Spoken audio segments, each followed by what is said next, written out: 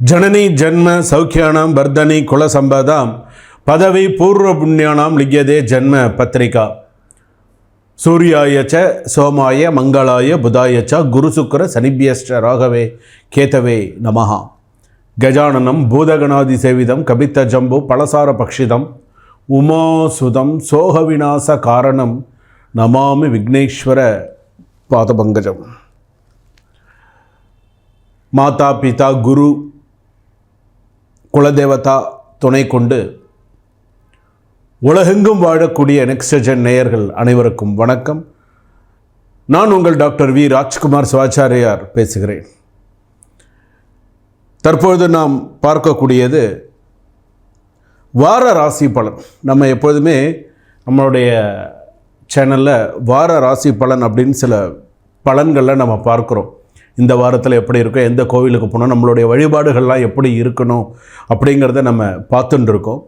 அந்த வகையிலே 18ஆம் தேதி முதல் 24ஆம் தேதி வரையில் ஆங்கிலம், அதாவது தமிழ் மாதத்தில் ஆவணி மாதம் 2ஆம் தேதியிலிருந்து ஆவணி மாதம் 8ஆம் தேதி வரையில் நமக்கு எப்படி இருக்குது, நம்ம 12 ராசிக்கு பொது பலன்கள்லாம் எப்படி இருக்குது, பொது பலன்கள் எப்படி இருக்குது, நம்ம என்ன செஞ்சுக்கணும், எப்படி இருக்கணும், என்ன பண்ணணும் அப்படிங்கிறதெல்லாம் நம்ம தெரிஞ்சுக்க போகிறோம். நிறையா விஷயங்கள் இதில் சொல்ல போகிறேன். வீடியோவை கடைசி வரைக்கும் ஸ்கிப் பண்ணாமல் பாருங்கள். அப்போ தான் நடுவில் என்ன சொல்கிறாங்க, என்னென்ன விஷயங்கள் சொல்கிறாங்க, நமக்கு சாதகமான விஷயங்கள் என்ன, நமக்கு பாதகமான விஷயங்கள் என்ன, நம்ம எந்த விஷயத்தில் நம்ம கவனமாக இருக்கணும் அப்படிங்கிறத இந்த வாரத்தில் தெரிஞ்சுக்க முடியும். சரிங்களா? அதே போல் கிரக அமைப்புகள் அப்படின்னு எடுத்துக்கும்போது, கிரக அமைப்புகள் இப்போது கிரகங்கள் பார்த்திங்க அப்படின்னு சொன்னால் இப்போது மாறக்கூடிய சூழ்நிலைகள்லாம் உண்டு. கிரகங்கள் இப்போ மாதம் மாறக்கூடிய கிரகங்கள் என்ன? சூரிய பகவான் ஆடி மாதத்தில் இருக்கும் பொழுது, கடகத்தில் இருக்கும் பொழுது சூரியன் பார்த்திங்க அப்படின்னு சொன்னால் தட்சிணாயன புண்ணிய காலமாக மாறுது. சூரியன் அங்கே இருக்கார். ஆவணி மாதம் பிறக்கும்பொழுது சூரிய பகவான் எங்கே வருவார்? சிம்மத்தில் வர்றார். சிம்மத்தில் சூரிய பகவான் இருக்கார். அப்போ நம்ம சிம்ம ராசியிலேருந்தே கணக்கு பண்ணுவோமே. சிம்மத்தில் பார்த்திங்கன்னா சூரியன், சிம்மத்திலேயே கேது, கன்னியில் ஜாதகத்தில் செவ்வாய், அப்படியே கிரகங்கள் வந்துட்டே இருக்கும் பொழுது கும்பத்தில் பார்த்திங்கன்னா சனி, ராகு, சனி வக்கரகதி அப்படின்னு சொல்கிறது. இந்த நாளில் நம்ம பார்க்கும்போது ஆவணி 2ஆம் தேதி பார்க்கும்போது சந்திரன் ரிஷபத்தில் இருக்கார், சுக்கிரன் குரு மிதுனத்தில் இருக்கார், புதன் கடகத்தில் இருக்கார். இதுதான் அந்த கிரக அமைப்பு. இந்த கிரக அமைப்பு படி உங்களுடைய ராசிக்கு எப்படி இருக்கும், உங்களுடைய 12 ராசிக்கு அஸ்வினி நட்சத்திர பர்யந்தம் ரேவதி நட்சத்திரம் வரையில் எப்படி இருக்குது, மேஷராசியிலேருந்து மீனராசி வரையில் எப்படி இருக்குது, நம்ம என்னென்ன செய்யணும், எப்படி இருக்கணும், எல்லா விஷயங்களும் நம்ம தெரிஞ்சுக்கலாம். அந்த நேரத்தில் நம்ம என்ன பரிகாரங்கள் நம்ம செய்தால் நமக்கு வாழ்க்கைக்கு நல்லது. எவ்வளவோ கஷ்ட நஷ்டங்களை தாண்டி நம்ம வாழ்க்கையில் கஷ்டப்பட்டு இருக்கோம். எவ்வளவோ நிறைய விஷயங்கள் எல்லாம் பார்த்துட்டு இருக்கோம். இந்த நாட்டில் இல்லாமல் வெளிநாட்டில் வாழக்கூடிய அனைத்து நேயர்களுக்குமே இது. வெளிநாட்டில் இருக்கக்கூடிய சிங்கப்பூர், மலேசியா, யாழ்ப்பாணம் மற்றும் ஆஸ்திரேலியாவில் இருக்கிறவங்க நிறைய கால்ஸ் வரதெல்லாம் யூஎஸ்லேருந்து, கனடாலேருந்து, யூகேலேருந்து, லண்டன்லேருந்து, இது போன்ற பல நாடுகள்லேருந்து நம்மளுடைய விஷயங்கள் எல்லாருமே பார்க்குறாங்க. நிறையா பேர் கேட்குறாங்க. இப்போ நான் சொல்கிறது எல்லாமே பார்த்திங்கன்னா பொது பலன்கள் மட்டுமே. அப்போ இந்த பொது பலன்கள் அப்படின்னு சொல்லும்பொழுது சில பேருக்கு 100% அப்படியே பலிக்கும். 100% சாமி சொல்கிறது அப்படியே என் ராசிக்கு அப்படியே பலிக்கிறது, குருஜி சொல்கிறது அப்படியே இருக்குதுன்னு சொல்லுவாங்க. சில பேர் என்ன சொல்லுவாங்க, இல்லை எனக்கு இது பாதி தான் கொஞ்சம் பொருத்தமாக இருக்குது, பாதி பொருத்தமாக இல்லை. அவரவர் சுய ஜாதகம்னு ஒன்று இருக்குது. அந்த சுய ஜாதகப்படி ஜென்ம ஜாதகம்னு சொல்லுவாங்க. நீங்கள் பிறந்திருக்கும் போது ஜென்ம ஜாதகம், ஜென்ம லக்னம் எப்படி இருக்கும், உங்களுடைய விஷயத்தை பற்றி நீங்கள் தெரிஞ்சுக்கலாம். உங்களுக்கு உங்கள் ஜாதகத்தை பற்றி ஏதாவது டவுட்ஸ் இருந்ததுன்னா கீழே டிஸ்கிரிப்ஷனில் நம்பர் இருக்குது, நம்பருக்கு கால் பண்ணுங்கள். ஒரு அப்பாயின்மெண்ட் ஃபிக்ஸ் பண்ணிக்கோங்க. உங்களுக்கான ஒரு நேரத்தை ஃபிக்ஸ் பண்ணிக்கோங்க. வெளிநாட்டில் இருந்தாலும் ஒரு நேரத்தை ஃபிக்ஸ் பண்ணிக்கோங்க. ஒரு காணொலி மூலமாக, ஒரு வீடியோ கால் மூலமாக, ஒரு கூகுள் மீட், ஒரு ஜூம் மீட்டு, இல்லைனா நார்மல் வாட்ஸ்அப் வீடியோ கால், அந்த மாதிரி ஃபோன் பண்ணி உங்களுடைய சந்தேகங்களை கேட்டுக்கோங்க.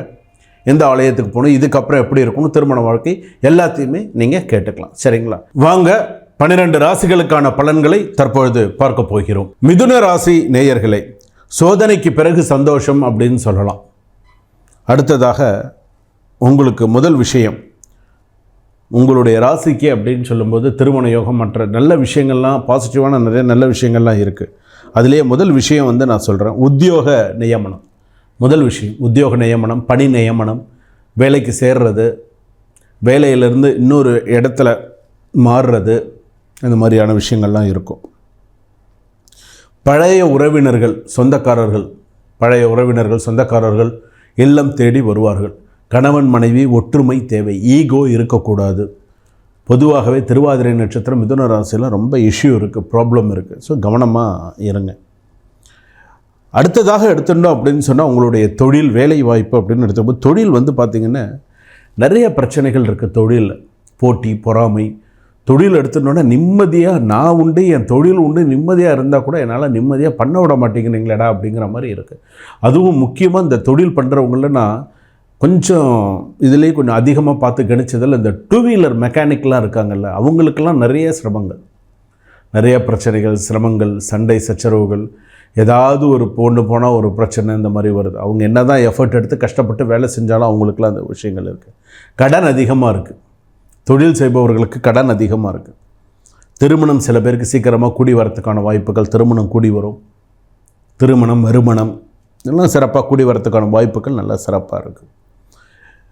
பெண்களுக்கு அப்படின்னு எடுத்துக்கும் போது மிதுன ராசி பொறுத்தளவுக்கு ரொம்ப இப்போ ஒரு குழப்பமான சூழ்நிலையில் இருக்காங்க. இந்த 2025 பிறந்ததுலேருந்தே பெண்களுக்கு சில குழப்பங்கள் தான். இந்த 8 மாதமாக பெண்களுக்கு சில குழப்பங்கள், மனக்குழப்பங்கள், சோர்வு, என்னடா இது நமக்கு இப்படி இருக்கே, என்ன செய்ய போகிறோம் அப்படின்னு பெண்களுக்கு ஒரு தனி பயமே வந்துருச்சு. சில பேருக்கு 26, 27 வயது கடந்தவர்களுக்கு சில பேருக்கு திருமணம் கூடி வரமாட்டேங்குது. அவங்களும் பார்த்து ஏதாவது ஒன்று சரி பரவாயில்ல நம்ம அக்செப்ட் பண்ணி நம்ம ஏதாவது ஒரு விஷயத்தில் செட்டில் ஆகும்னு பார்த்தா அப்போ தான் ஏதாவது ஒரு விஷயங்கள் தடங்களாகி அப்படியே நிற்கிறது. அடுத்ததாக பார்த்திங்க அப்படின்னு சொன்னால் விவாகரத்து சம்மந்தமான கேஸ். இப்போ ஜென்ம குரு வேறு நடக்குது, தேவையில்லாத நிறைய பிரச்சனைகள். விவாகரத்து கேஸெல்லாம் அப்படியே பெண்டிங்லேயே இருக்கே தவிர இவங்களுக்கு அடுத்த லெவல் போக மாட்டேங்குது. செட்டில்மெண்ட் எதிர்பார்க்குறாங்க. அடுத்ததாக பார்த்திங்க அப்படின்னு சொன்னால் இந்த சொத்து சம்பந்தமான, பூர்வீக சொத்து சம்பந்தமான இந்த கோர்ட்டு கேஸு, நில சம்பந்தமான சில விஷயங்கள்லாம் பார்த்திங்கன்னா பத்திரப்பதிவு இந்த மாதிரி இருக்கக்கூடிய இடத்துல சில கோர்ட்டு கேஸு பிரச்சனைகள் இதெல்லாம் கொஞ்சம் தலை தூக்கி நிற்கிறது. மனசில் நிம்மதி இல்லாமல் இருக்குது. ஒரு பக்கம் பங்காளி சண்டை. மாணவ மாணவிகளுக்கு சிறப்பாக இருக்குது. படிப்பு சம்மந்தப்பட்டு நல்லா திறமையாக படிப்பாங்க. மறதி குணம் இருக்குது, பார்த்துக்கோங்க. மறதியாக இருக்கக்கூடாது, நல்லா படிங்க. அரசியல் துறையில் இருப்பவர்களுக்கு அரசியல் ஆர்வம், அரசியல் சிறப்பாக இருக்கும். அரசியலில் பல நய வஞ்சகர்களை சந்திக்கக்கூடிய சூழ்நிலைகள் உங்களுக்கு இருக்கும். பல நய வஞ்சகர்களை பார்க்கலாம். கலைத்துறையில் இருப்பவர்களுக்கு சிறப்பாக இருக்கும். நல்ல பேர் புகழோடு இருப்பீங்க. விவசாயம் சம்மந்தப்பட்டவர்களுக்கு நல்ல அமோகமாக இருக்கும், எந்த குறை இல்லாமல் நல்லாயிருக்கும்.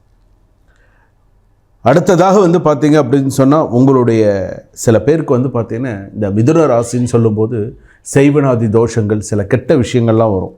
சூழ்ச்சி, வஞ்சகம், துரோகம், சில கெடுதலான சில விஷயங்கள்லாம் வரும். எல்லாத்துலேயும் நீங்கள் கொஞ்சம் பார்த்து என்ன செய்யணும், அடுத்து என்ன செய்யணுங்கிறத நீங்கள் பார்த்து கவனமாக இருந்துக்கணும். அப்போ தான் உங்கள் ராசிக்கு ஓரளவுக்கு சரியாக இருக்க முடியும். அதுலேயும் உங்களுக்கு நெகட்டிவான விஷயம் என்ன தெரியுமா? அதாவது சில நேரத்தில் நேர்மையாக இருந்தால் கூட பிரச்சனைகள் வருது. ரெண்டாவது, வாய்ப்பு கிடைத்தும் தவற விட்டுறது, நரம்பு சம்பந்தமான பிரச்சனைகள், இதை எல்லாமே உங்களுக்கு இருக்குது. புதன்கிழமை அன்னைக்கு புத பகவானுக்கு தீபமேற்றி வழிபாடு பண்ணுங்கள். புதன்கிழமை புத பகவானுக்கு தீபமேற்றி வழிபாடு பண்ணுங்கள்.